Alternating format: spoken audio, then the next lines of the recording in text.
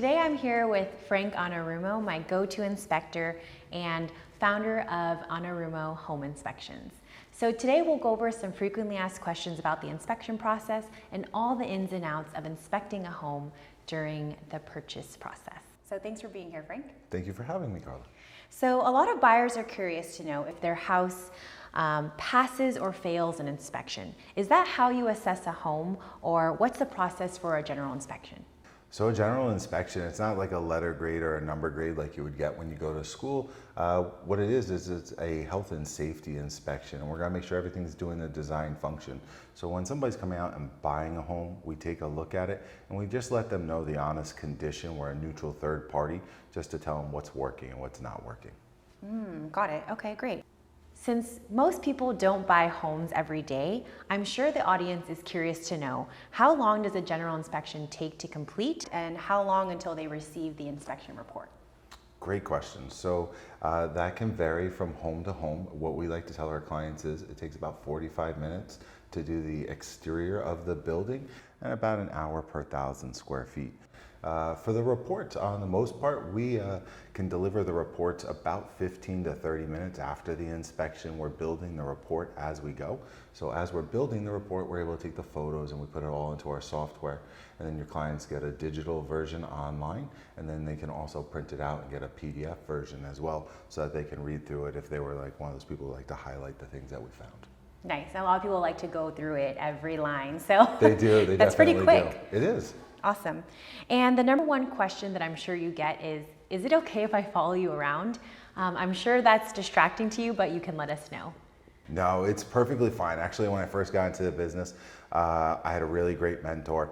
And one of the things they told me is, he goes, people are putting their life savings into this. It's not an easy process. It's not something, like you said, you don't do it every day.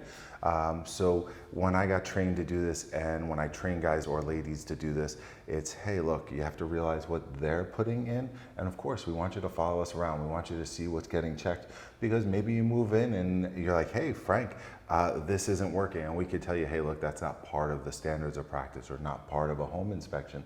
We want your clients to feel like, one, they got their money's worth, but two, they also know what was checked, and they're gonna know if they need to get a specialist out for a small little system like a security system. It's a low voltage system, we can't check it, but there are specialists, so that's why we let them know like what we do and don't check, but it's great to have them follow along as well.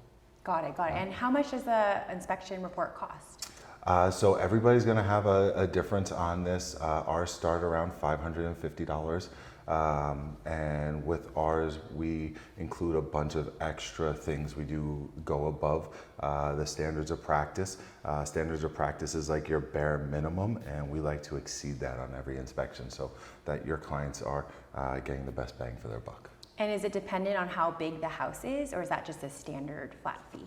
So it is dependent on the home size. So for depending on the square footage, and if it's a slightly older home, we know it's going to take us more time. So we have to budget a lot of time for our inspectors to do it. So there's a couple different variables in there: size, age, pools, spas, guest houses, and things like that. All good things to consider. Yes. I know that you investigate houses from top to bottom, all the ins and outs.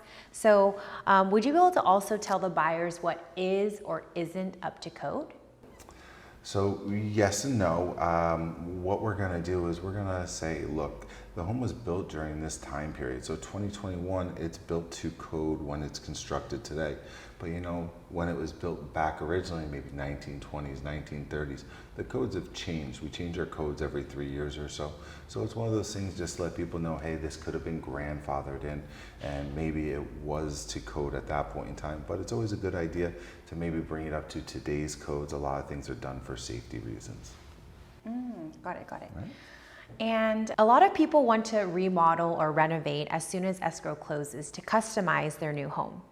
During the inspection, can you tell if certain walls can be removed or if AC can be installed?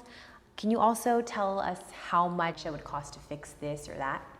So we can kind of give you a ballpark on some of this. When we're moving walls and we're getting up into an attic, we can see what walls are load bearing and kind of give you a general idea of what can be done. We do always recommend consulting with a structural engineer. Just want to make sure everything was done safely.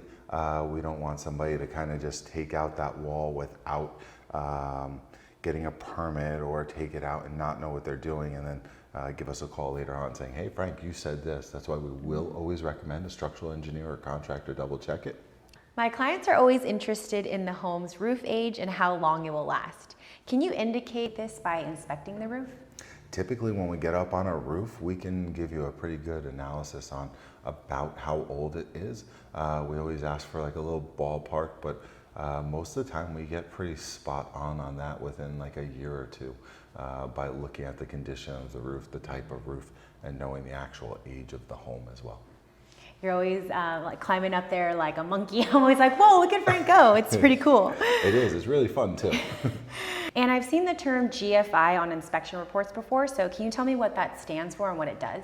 Sure. So a GFI stands for ground fault interrupter. You see that a lot in reports, or you'll see GFCI, that stands for ground fault circuit interrupter. So when you have one outlet that's a GFI and it controls multiple outlets downstream, that's a GFCI. Now a GFI, if you have a blow dryer at home, those buttons on the blow dryer's plug, that's an actual GFI. It's in case it gets a surge, it trips off the power to reduce anybody from getting a shock. Got it. Smart. And a lot of houses are susceptible to mold since we live so close to the beach. Do you check for mold in every home? We do. So that's one of the things that we're going to check, and we're going to let your clients know if we see any signs of any mold or mildew. And if they wanted to get some testing done, we could do that and add that for them. I know plumbing is a big concern for buyers since they can't physically see it. So how do you check the plumbing in a house? Awesome. So for the plumbing, there's a couple different ways to check it. We're going to run water through tubs, toilets, showers, make sure that that is all working. We're going to run water in the dishwasher, make sure that it's working. Now, as we're running the water, we're going to see that it's draining. If it's draining slow, we can let your clients know. However, if the home has a lot of trees on it, or if it was built prior to 1980, it's always a good idea to get a sewer inspection. So what that is you have the 4-inch drain and we put a borescope down there. So it's just a camera specialized for that. With that, it will help us find scaling, broken pipes, tree roots, and things like that, because you can't see all of that. Even if the water is draining, it may drain perfectly fine, or it could be 100 feet down the line and it takes 100 feet worth of 4 inches to fill up. So the 30 minutes that we're running water, it may not even fill up that pipe to where it would be noticeable on an inspection. Ah, got it, got it. And last question is, a lot of people can't really make the inspection during the day due to work or other obligations. So is it possible to do an inspection when it's dark out, or is that a little challenging? That's a little challenging, and we actually get that question a lot. We've done 6 a.m. inspections and we've done 7 p.m. inspections. But obviously during the summer, sun comes up around 5:15, 5:18, so we can actually do a 6 a.m. inspection, or it's getting dark at 8:30, so we can do later inspections. But in the winter, it does make it challenging.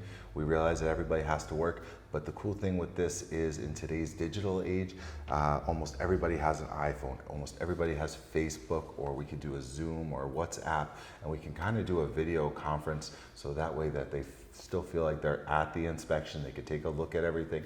And we always make sure that me and all my inspectors are available after hours to answer any questions, because we want to make sure your clients have all the information. We don't want them to feel like they're being rushed or anything like that. Got it, got it. Well, that's great to know. Well, there you have it. Hopefully, we gave you some great insight on the inspection process and how our team can help you inspect your new home. Thanks so much, Frank, for being here. Really appreciate it. Pleasure to see you again. And my contact information is in the description box below, as well as Frank's. Feel free to reach out, and we're happy to help you in any way and answer questions. So if you enjoyed this video, please let me know by hitting the like button, share this video, and subscribe to the channel. Thanks for watching. Cheers and welcome home.